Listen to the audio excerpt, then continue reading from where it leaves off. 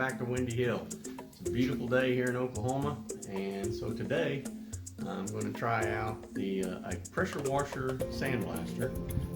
Some people call them hydroblasters, and got everything set up and ready to go. I filled up my hopper with some screened sand that I ran through my sand screener. Started out with -20 sand, but it's still too large to run through that nozzle consistently. Don't want to plug up. And so I filled my hopper. Like I said, it holds about 3 gallons, and we'll get it all hooked up and ready to go, and then we'll start over.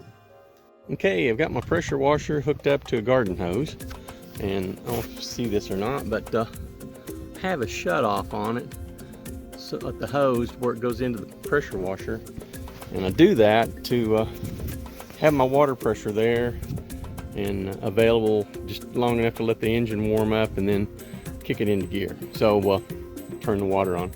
It's the same pressure washer that I use on the sewer line jetter that I also have a video on. All right, like I said, I've got a 3-gallon hopper full of sand.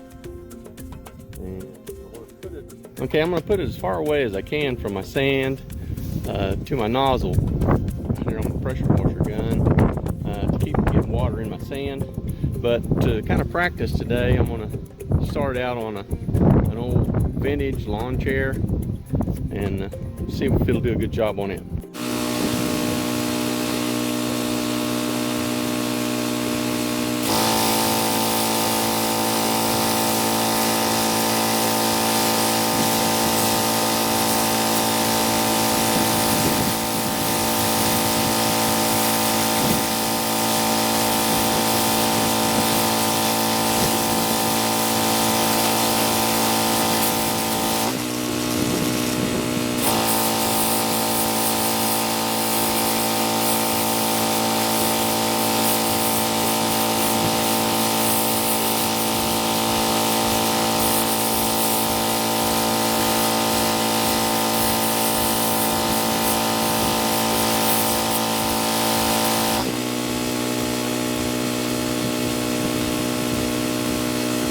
I didn't give a very good before shot, but this is kind of what it looks like after a little bit of blasting.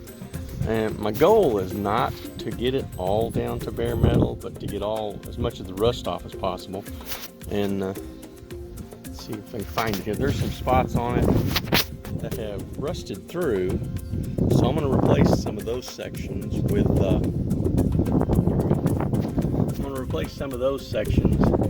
with some galvanized conduit and weld them back in. And then I've got a little bit of body work to do on the top of it, on the top of the back. So I'm going to do a little bit of body putty on that and then prime everything. Now, like with any other sandblasting, you need to get it covered as soon as we can.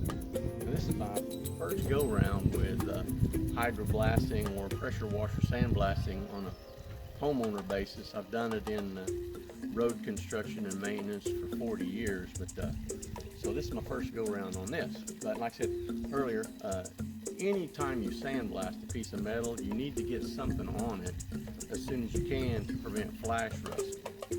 I started off with 3 gallons of sand in this little hopper, and you can see I've used maybe 1 gallon of sand just doing most of this chair. I still got some work to go on it, but I think, you know, 1.5 gallons, maybe 2 gallons of sand, and we'll be good. You can see here that after you finish, you end up with a lot of leftover sand, so we'll need to rinse that off real good. And this is kind of some of the before and then the after. But anyway, we'll need to rinse that real good, and then, like I said, I'm going to use a leaf blower, dry it out, and then put that rust converter on it to keep it from rusting and hopefully give it a longer life.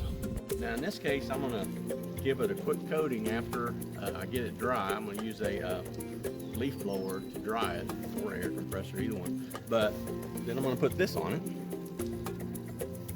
and that's a rust converter. So any leftover rust, it'll prevent rust, and it'll also convert the rust from iron oxide to iron phosphate, which will make it turn black, but then you can prime it and paint it on top of that. So anyway, that's my plan with that. Any of you that have done conventional sandblasting know that you have to wear a respirator, a hood, a face shield and everything on it, and because it generates a lot of dust. But so far on this one I've got by with a face shield. I would not advise using the little safety glasses that come with it, because you get a lot of bounce back on that sand. I'm kind of covered in sand, and you can see on the face shield that it's got a little bit of sand on it too. So if you value your skin, I would probably wear gloves too. But it's not nearly as bad as conventional air sandblasting. It seems to be a good tool. So I hope that this has been helpful to somebody. Like I said, if you liked it, if you got any good information out of it, hit that like button. Again, if you think it's the dumbest thing you've ever seen, give us a dislike, but be nice enough to tell us why, you know?